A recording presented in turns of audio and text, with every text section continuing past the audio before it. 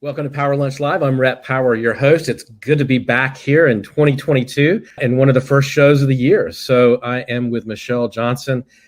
Michelle, it is great to have you on the program today. Thank you for joining us from lovely and hopefully sunny where you are in New Orleans.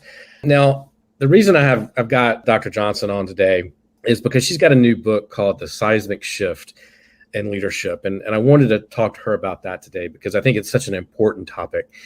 And the whole point of this show, as you know, is to have today's thought leaders, best-selling authors, people who are doing amazing work in the world that we can all learn from. That's the whole point of the show. And today is going to be no exception in that way. Now, Dr. Johnston is the Gaston Chair of Business at Loyola University in New Orleans College of Business. She's an executive coach with over 20 years experience, and she was named to the 100 coaches. She's a colleague in the Marshall Goldsmith 100 Coaches Program and coached executives from all over the world.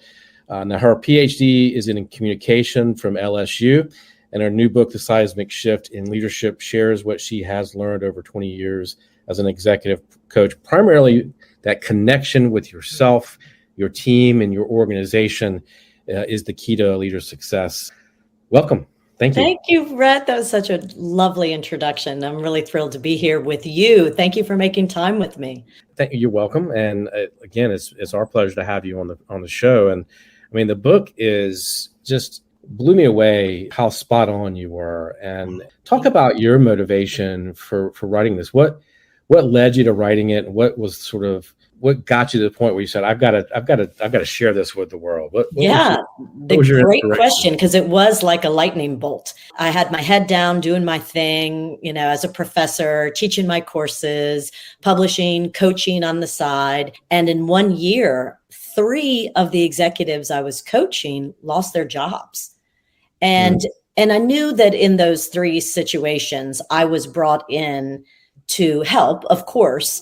And with the thing about executive coaching, it's really changed. In the past, you were really brought in after an annual performance appraisal came in, right, and this person needed to work on the following areas, and you were brought in to help that person with the following areas. Now, thank goodness, they don't run from you when you walk down the corporate headquarters. It's now seen as a stamp of approval, like a sign, right, that the company is investing really a lot of resources into this leader because they have faith and confidence. But in these 3 situations, I knew that I had been brought in because these leaders, there were some work that needed to be done. But still, I took it personally and seriously and had to look in the mirror and say, what in the world could I have done better to have helped these individuals? And because Marshall Goldsmith is my mentor, I follow his stakeholder method analysis, and I begin with the 360s. And mine is all qualitative. So I interview every key stakeholder, usually about 15 stakeholders, and I collapse all the data into these thick data reports. So I'd said, well, I need to go back to the data and see if there's a common thread, a common theme.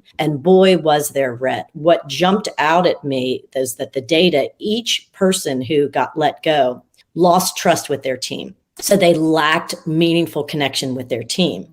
Okay, so that was clear. But what wasn't clear and kind of hidden that I had to really uncover is that the reason why they had lost connection with their team and their team didn't trust them is because they weren't connected with themselves. They were trying to be somebody else.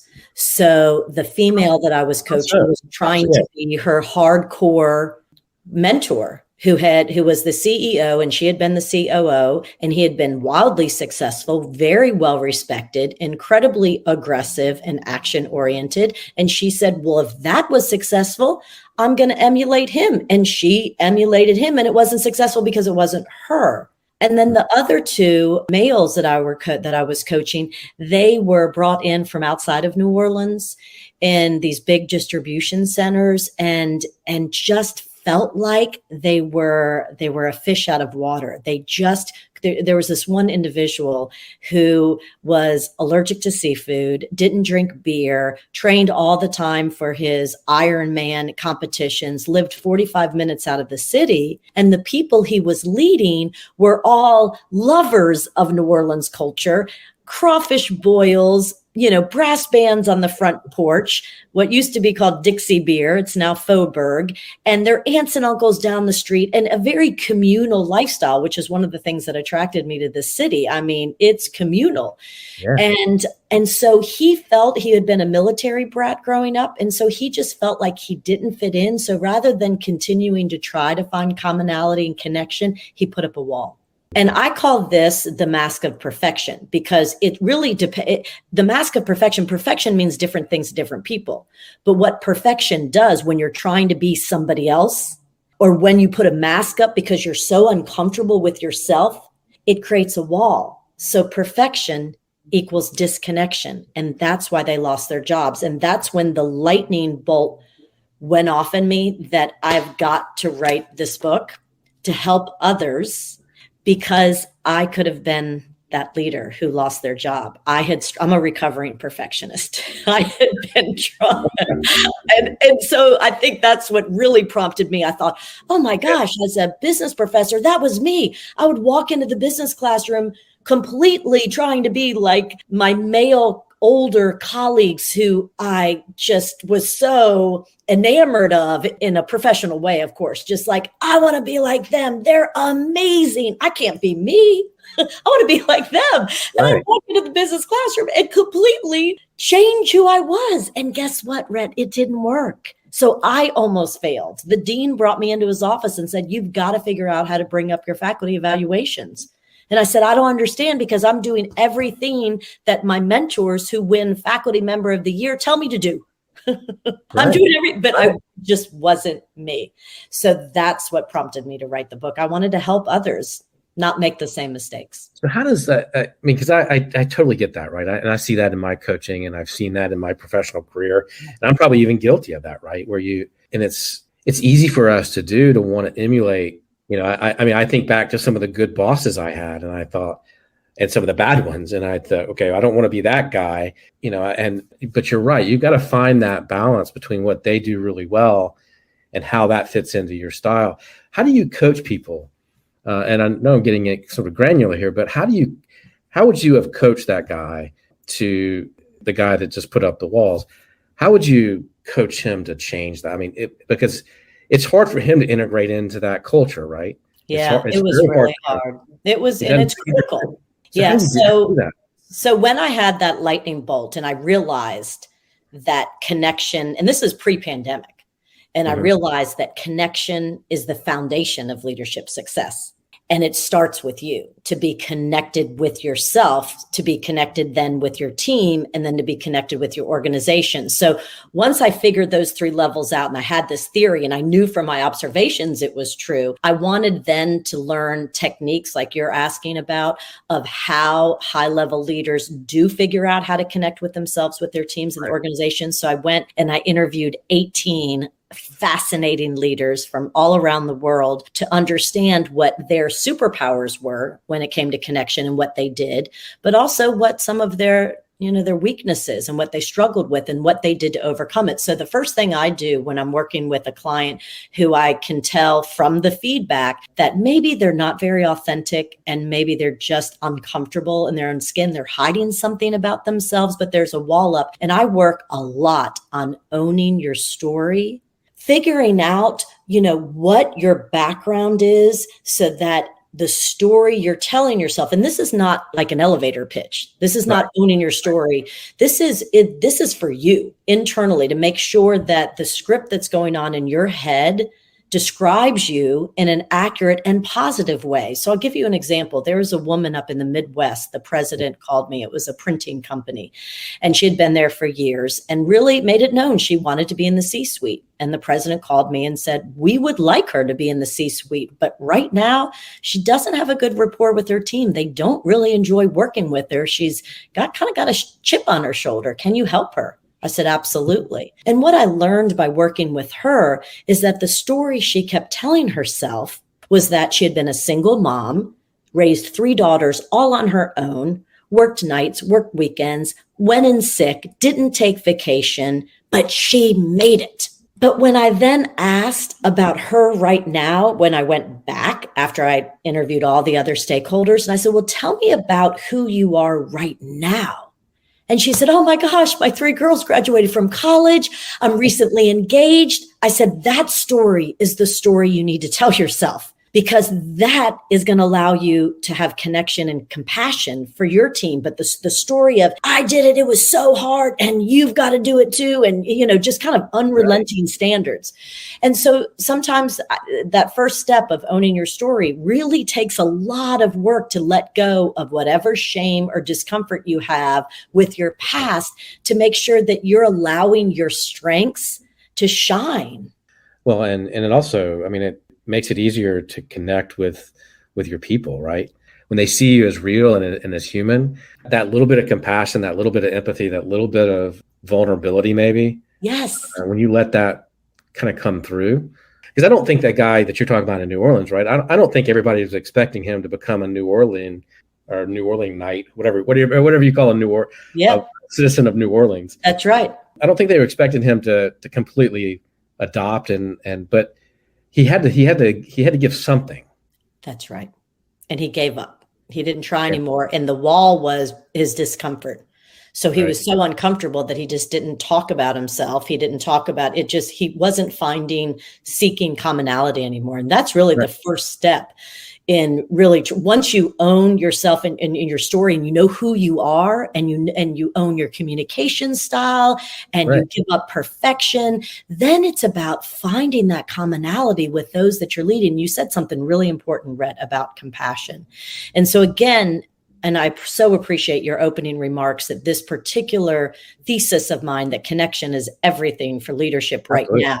I wrote this right before the pandemic, and I was about to send it off to the publisher when the whole world shut down and we all had to be quarantined inside of our homes. And I held on to the manuscript, and I thought, if my whole premise is the importance of connection, I cannot write a book about connection when we're all of a sudden, the entire planet is disconnected. So I said, I'm going to go back. I'm going to do pulse checks and figure out what the best leaders are doing now in a pandemic to stay connected. And I think that's also coming out of the pandemic now, why this book keeps catapulting to the top. And it made number 3 on Amazon in leadership coaching, which is amazing. And I think the reason why is because leaders now realize the toothpaste isn't going back in the tube. We can't go back to the old ways of just results. Okay, everybody, agenda, here we go. And leaders need to show compassion that this is a crazy time, and there might be a newborn baby in one of their employees' arms on Zoom, or some sort of new puppy, jumping at them, or they're in the middle of a renovation of their kitchen. Leaders all of a sudden have to say, whoa, I've got to spend time really making that personal, compassionate connection. It can't just be business as normal. Well, look, people are going to vote with their feet, so to speak, right? They're going to go somewhere else. If they don't have that connection, people can make a jump here to another company, another organization. We have this enormous shortage, as you know, right? And so if you're not happy, if you're not taking care of people like that, if they don't feel that sense of connection to you or your company, you're done. Really, people they have choices now, and you've got to realize that. Yeah, one of the leaders who was let go, I wasn't coaching, but I conducted some focus groups during the pandemic, and what they were, and he was ultimately let go. And what they were telling me was that he just didn't want to address what was going on. And then in the middle, because it's coming up on 2 years. And so in the middle of the pandemic here in New Orleans, we got hit by a hurricane. And you, being in Charleston, understand hurricane evacuations and all of that. And so we were without power for 2 to 3 weeks in the city. And this particular leader just wanted to ignore the fact that his mostly female staff, they were at home without electricity. And he just wanted to pretend that they had to keep up their work and the results. And that doesn't work. It doesn't. It really doesn't. Can you share some other stories? Because you interviewed a lot of leaders. What were some of the other things in those interviews that really stood out to you? I was stories or some things. To really get to know these amazing leaders. One of the great interviews. Are you familiar with Kind Snacks, Kind bars? They're kind of Daniel. I know Dan. I've interviewed Daniel before. So no way. Daniel, well, yeah. Yes. So I didn't interview Daniel. I interviewed the global president of Kind. And his name is Juan Bautista Alonso Martin, and based out of Barcelona. Yeah. And so when Mars bought Kind from Daniel, they had to look around their company all over the world to find a leader who could demonstrate kindness and compassion. Okay. And so that's my third level of connection with the brand, connection with the company. You know, are your values aligned? Can you walk the talk? Right. And so when I interviewed Juan, what was interesting, I said, Juan, when I first met you on a big Zoom call, you exude kindness and compassion. I mean, it was even palpable through Zoom. And he said, thank you so much. And he said, I don't know if I would have been chosen by Mars to be the global president if I had not finally come to terms with I was trying to be perfect for so long and just had this like veneer up. And I wouldn't let anybody really in. I just hit my numbers, did my job. He said I was in charge. I think he was in charge of Europe and Africa, the dog food division and the candy division. And he said, I thought I was doing an amazing job. But I realized I had to get connected with myself and allow others to see me as a real human being.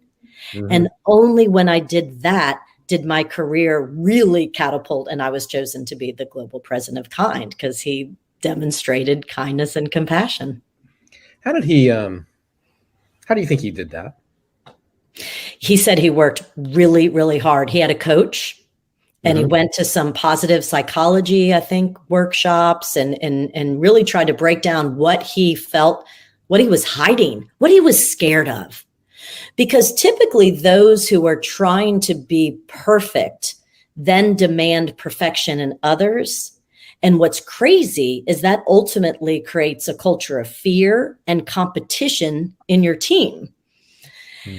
And so it's a very bad pattern to get into, whereas the more you can accept yourself and your warts and all, but share with the team, you know, I'm surrounding myself with A-level people because I'm not perfect. I don't expect you to be perfect. If we want to be an innovative company, I've got to allow you to make mistakes. I make mistakes. And so owning that and giving yourself permission to not be perfect then allows you to have that team, that culture, which then allows you to be aligned with your company. So that's how I visualize how it all works. But I have a great story. Yeah, do tell. Of Disconnection. And it's my favorite story. Jim Mora, who was just named the University of Connecticut head coach of football. Before that, when I interviewed him, he was on ESPN Sports Center. And he had just come off of, I think, 7 years of being the head coach at UCLA. And before that, the head coach of the Seattle Seahawks and the Atlanta Falcons. So he's had tremendous experience. So I really thought that when I showed him my visual of my theory of connection at 3 levels, I really thought he was going to say that he struggled with connection with himself because he grew up with a dad who was a head football coach. As a matter of fact, Jim Mora was the head football coach for the New Orleans Saints for years. So I really thought, I'm sure that was hard for him to find his own voice and become comfortable in his own skin and not try to be his dad. And he said, no, he thankfully never had that issue at all. And he said, and he really loved his players and he thought he had great connection with his players. He said where he struggled was with disconnection with the whole overall organization. Okay. And one of the stories he told is when he was the head coach of the Atlanta Falcons, he had a weekend where they weren't playing on a Sunday because they were about to be on Monday Night Football. And so he flew up to Seattle where he was born and raised, and he had played football for the University of Washington. And his best buddy, college roommate, was the radio show host and had Jim on to talk sports. And Jim said they were cutting up, having a blast. And at the very end, his former college roommate, friend, and radio host asked him the question, Jim, if the University of Washington's head coaching football position came available, would you take it? And Jim said, oh my God, that would be my dream job. Oh no, I see where this is going. Oh no is right. And he said, Michelle, I swear, we were just joking. He said, but the fact of the matter is, by the time the plane landed in Atlanta, the owners were on the phone with me saying, you did not represent our brand. You're the head coach of the Falcons. Why would you go on air and say that you wanted to be anything else? And he said in the interview, he said, my heart dropped and I knew I had to figure out if I still had the trust of my team. He said, I walked into the locker room and I could just see their faces. He said, Michelle, they fired me. He said, I had to go on Monday Night Football and they were hanging the fans, Atlanta Falcons fans, were hanging effigies of me and cursing at me. He said, I ended up losing 30 pounds. It was just, my whole family had to move. It was just an awful time. He said, but I want to learn from that. I look back and I realized in that moment, I was caught up with ego and fun and forgot about how important it is to be connected, aligned, and representing the company that you lead. But you know what? The fact is, it probably was his dream job. He won't admit that. He won't admit that, but you know, he was probably speaking some truth there, wasn't he? But that didn't help, I'm sure. Sounds like. So that was one of the only leaders who really shared with me about true disconnection. Most of the leaders shared, stories of success, but he was very honest, and I really found that honesty just so nice to hear, so refreshing. Do you think that that's one of the things because I think disconnection I think that's a bigger problem than we talk about when you're not connected to the values of the company or the values of what you're doing, and it just doesn't fill your soul. It doesn't do your heart good. It doesn't, you're going through the motions. Is that a bigger problem than we like to talk about? I heard a lot of stories about that. As a matter of fact, David Calico, who was the president of a hospital, said that he was a nonprofit hospital when I interviewed him, and he has since retired. But the story he told me, he was up in the air working for a for-profit hospital system on 9/11. And so he was there flying into yet another hospital to try to sell in order to get money and then lay off people. And he said, this was the pattern. And I was responsible for doing it. And I felt so horrible because I felt like I wasn't being honest with these people who I knew a lot of them were about to lose their jobs. And I said, at 9, and so to be in an airplane at 9/11 and hear the pilot come on and said, something horrible has happened to our country. We're under attack and we need to land immediately. He said, Michelle, that 737 became a fighter jet and we just banked severely and landed at the nearest airport. And he said, I got off that airplane and saw what was happening. I thought, I can't continue to live like this. I can't work for a company where I have so much cognitive dissonance and guilt. I've got to leave. And that was a defining moment. I heard a lot of stories about executives halfway through their careers having to switch because there wasn't alignment and they couldn't sleep at night. Yeah. I mean, I think that's I think it's sometimes we take these jobs. I know in my own personal journey, right? I often talk about how I define it by the things I've quit. And I think sometimes you just have to, I got to the point in some of those cases where I had to start listening to what my gut and my heart was telling me, because I couldn't get those things I couldn't get the rationalization. And I'm making great money. I'm going up the career ladder. I'm important. I'm doing something important, but the heart and the gut was saying, no, this isn't working. And you've got to get those things in sync. I think for me anyway, to be an effective leader, to be a good leader, those things have to be in sync. Otherwise, it just doesn't work. Totally. Yeah. And Hubert Joly, who is a part of our group, 100 Coaches, wrote, The Heart of Business. And his wife, Hortense, who's also a coach in our group, wrote a book, Alignment. And I read both of them, listened to both of them, and we are all speaking the same language now. Alignment is key, because if you're not, as a leader, aligned with where you're leading your people, who's going to believe you? You're a fake. And it all goes back to, if you're a fake and you're not authentic, then you lose connection everywhere. It just doesn't work. Ultimately, it doesn't work. It doesn't. So for you, I mean, in the book, you talk about being a good boss actually gets better results. Can you talk about that a little bit? Yeah, I have a great leader who I continue to coach. He's just wonderful. And you know that you're coaching a really great leader when people find you in the hallways, when we actually still walked hallways, and said, Michelle, is there any way you can get me a position under this guy? He's amazing. And what's interesting is I coach a lot of his leaders. And whenever I interview him, and as far as a 360, and I say, how define success for me. How will you know if I'm a successful coach with this leader you want me to coach? And he says, other people will want to follow him. So this particular guy, and he doesn't like to be in the spotlight, so I'm not going to name him, but he leads through servant leadership, through his humility, his compassion, and his incredible listening skills. So when he first joined the organization, they have a very rigorous rhythm that they ask all of their leaders to employ, and it's one-on-ones with your people every week, weekly team meetings, monthly report outs, quarterly town halls. Like there is definitely a regimen, And when he first started, he looked at his colleagues and what they were doing, and they were talking.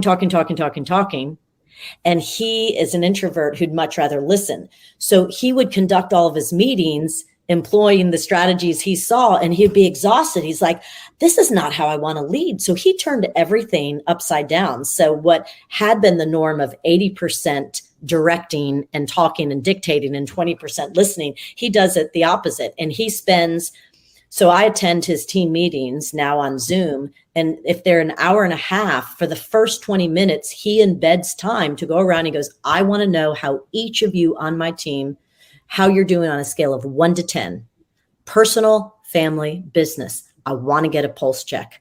So each person goes around and then he shares, this is how I'm doing. I'm struggling right now. This is hard. And so just beginning with that. And then he's like, okay, so I'm here to support you. Give us some report outs and tell me what I can do to best help you. So it really is this perspective that he has of, I am here to support and to help you. I care about you. I want to know about you. And that is why he's a beloved leader who people want to work with. Does he get honesty in those when he asks? What was that? Does he get honesty in those?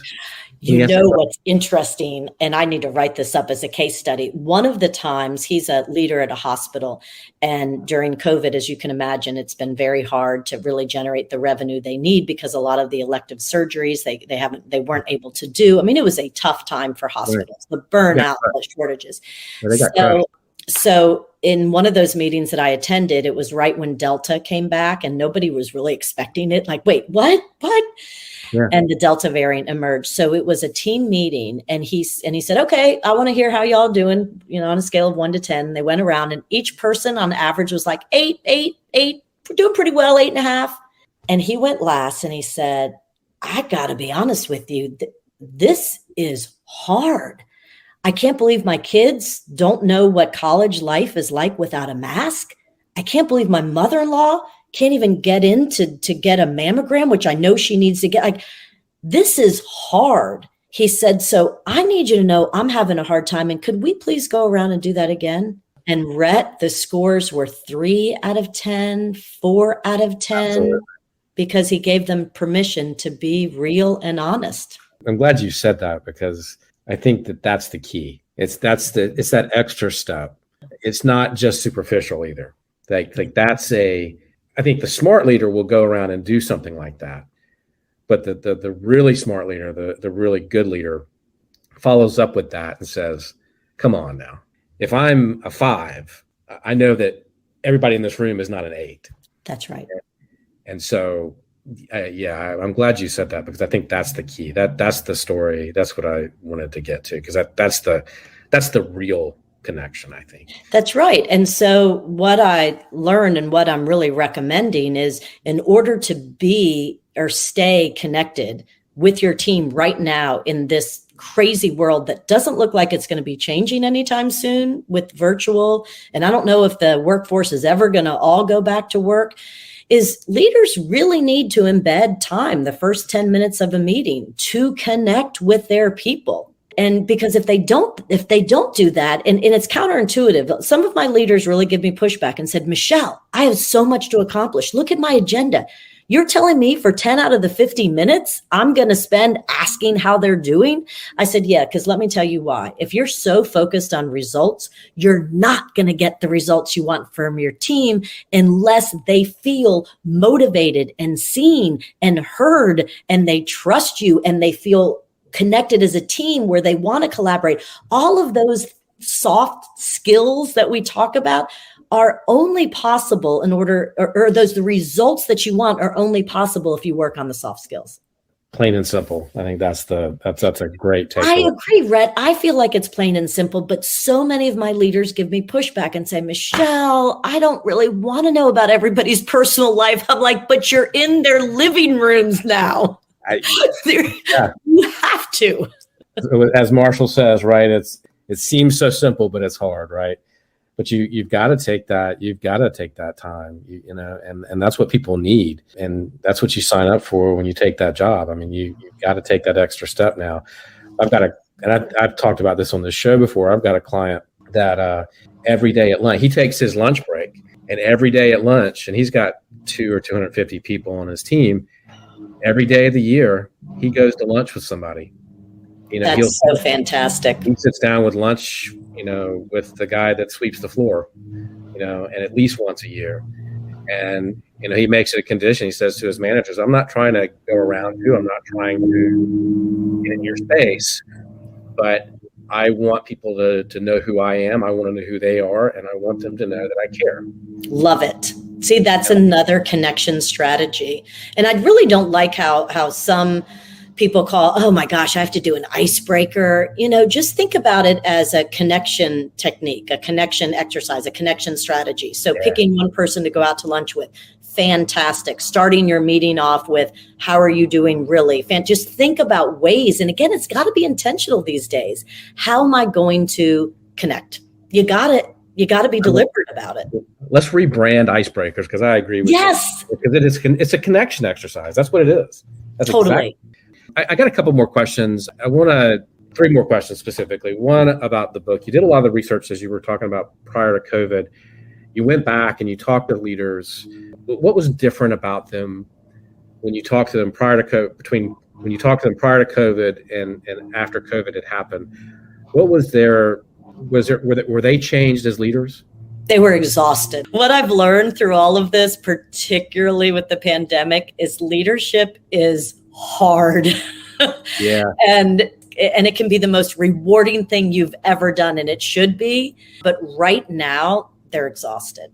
And that's what I learned is they then were able to show more compassion to their people because they were tired too, and they were struggling too. And that's the key. I'll never forget when I was doing this research, one of my chapters is Give Up Perfection.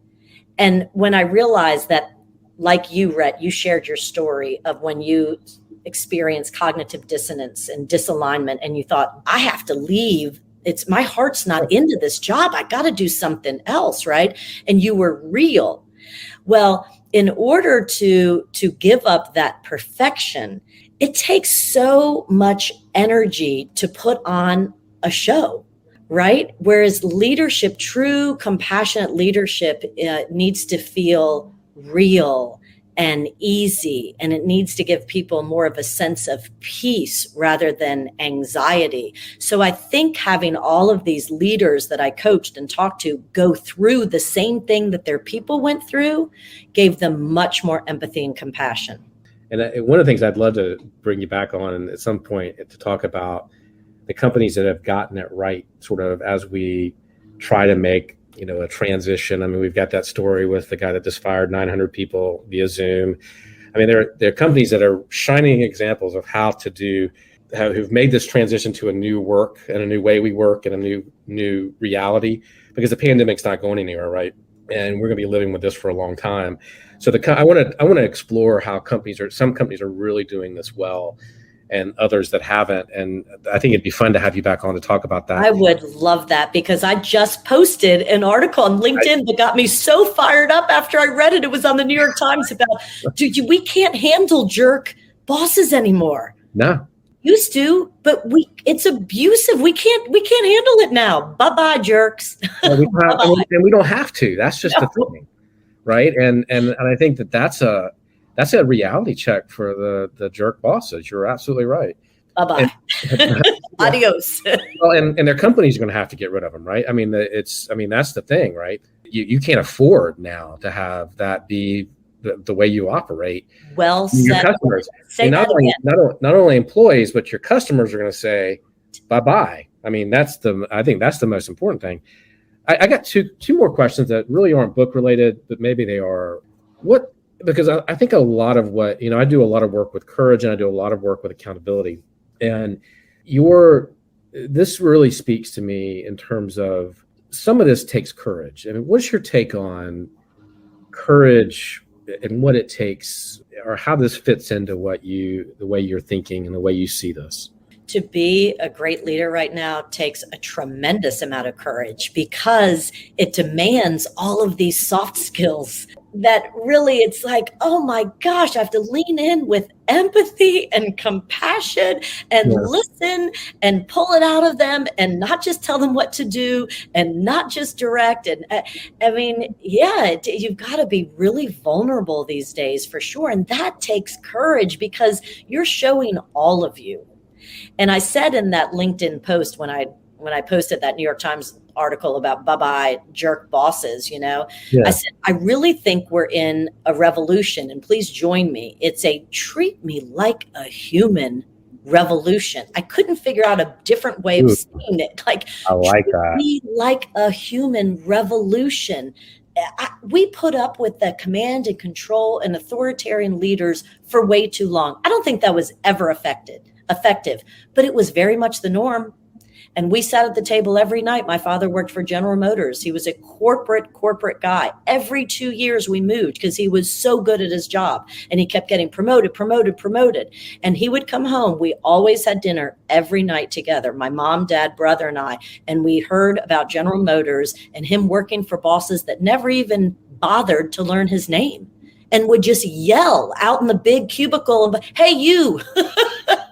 I mean, you hear it just really hard, and my father loves General Motors. Do not get me wrong. He loves it. Just a couple years ago, he finally gave me permission to not buy a General Motors car. Like, this man loves the company.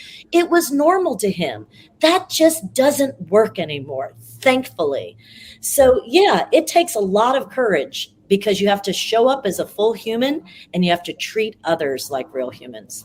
Yeah, I feel like we've got this sort of epidemic, though, or I don't know if it's an epidemic or a pandemic of a lack of courage, right? In some ways. And but anyway, that's a whole nother show too. Yes, let's do it. Because I think you're absolutely right. It takes courage to do this well. It takes courage to let yourself be that vulnerable, let yourself go. The other thing is accountability. Do you think there's a difference between accountability and responsibility? People are struggling right now with accountability. And again, it's the pandemic. It's particularly because I coach a lot of CEOs of hospitals. And it's like, Michelle, we've said, I understand this is horrible. Everybody's exhausted. Oh my gosh, do whatever you want to be good to you and mental health and everything. But how do we hold them accountable? We still have to make our goals. We still have to generate revenue. We still have to get high scores on patient satisfaction. All of these things still apply. We've got to hold them accountable. And that's what a lot of my leaders are struggling with right now. They give them the responsibilities, the employees, but how do you hold people accountable when it's such a mentally taxing time? How do we do that? I mean, that's the reason I ask you this is I've got a book idea, and I'm sort of fleshing it out, and I want your help. But absolutely, there was a setup there a little bit, so I apologize. But how do you in this day and age, saying all that we've talked about today, and I know we're going long, and I apologize, but you're fascinating, and I'm not going to apologize about that. Thank you, Rhett. That's so kind. How do you hold people accountable in this age where you're trying to be vulnerable, you're trying to be kind, compassionate, but you still, like you said, you still have those KPIs, right? You still have that, you're still trying to run a business. How do you split that? Yeah. Well, what we have found with this great resignation is you are right that people want to be seen, heard, appreciated, valued. They want to make meaningful contributions. They want to work for a company they're proud of. So I think it's all about how you frame it, because you can, state the elephant in the room. I know you all are exhausted. I get it. We're all exhausted. I get it. But I also know you want to work for a company that you're really proud of. And I know we can get better than 75% on patient satisfaction. I know we can do it. What can we do? And here's the key. It's asking, what can we do? You all are the ones on the front lines. What can we do to make a significant difference so that you're so proud to work every day at this hospital? It's asking and truly valuing the input of others. You don't have all the right answers. So I think it's two things. Number one, identifying the elephant in the room, that this is really hard. These are tough times. Number two, but also framing it so that I know we can do better. I have confidence in you. What do you think? And let's do this so that we're all proud. Do you state the goal and you say, okay, here's what we have to achieve this year or this quarter, whatever it is? And then you ask, how do we get there? Just say, I want to hear from you. I'll ultimately make the decision based on what's best for the company, but you tell me, you're with the patients every day. What do you think will help to make them more satisfied? What can we do with the labor shortage? What can we do despite the exhaustion? What are your ideas? Are you honest about the problems? I mean, one of the things I always struggled with when I was running my toy company was, do I tell them how abysmal the year was? Or do I tell them how bad the quarter was? Do I share with them the financial strength or when we were successful, when we weren't? And I always felt like I sort of erred on the side of, well, might as well tell them the good and the bad, right? I mean, absolutely. Honesty and transparency are the characteristics that keep showing up. How to keep employees motivated? You share the truth, and then you rally the forces and say, what do you think? Let's do this together. And you allow them to be a part of the problem solving. I mean, that's why people want to stay at a company, right? They're actually adding value. They're contributing. Their opinions matter. They're a part of something bigger than themselves. Yeah, I always loved it when we did win, because it was everybody could take joy in that they played their part. Yes. Right. And by being honest with them, when we went from doing really poorly to really doing well, everybody thought, well, I'm on a winning team now. Right. And I'm part of making that happen. So I see exactly what you're saying. And appreciate that. This has been fascinating. I could talk about this stuff all day, obviously, but me too, Rhett. Thank you so much for having me on. I love talking with you. I loved your questions. I love the conversation. Thank you so much to the viewers, the listeners, and their questions. We appreciate you. Yeah. The book is called The Seismic Shift in Leadership. Now, I'm assuming people can get it at your website and Amazon right. and everywhere else. That's right. It's in pre-order. I only have these advanced copies for the author. It's in pre-order stage, but you'll get it delivered next month. But you can order, on my website or wherever books are sold. It's super exciting, and thank you for your support. We'll put the link. We'll get the Amazon link, and we'll put that in the show at the end of the day here. And Michelle, this is great. Thank you. Good luck with the book. Thank you so much. It's an exciting time. Thank you. Thanks, Rhett. Have a beautiful afternoon. And thank you guys for spending some time with us here on Power Lunch Live. We will be back next week. We've got, I think, Ruth Godian is going to be on. We'll see you next week. And until then, stay safe, be productive, and have a good rest of the week. Absolutely. Take care, everybody. Bye.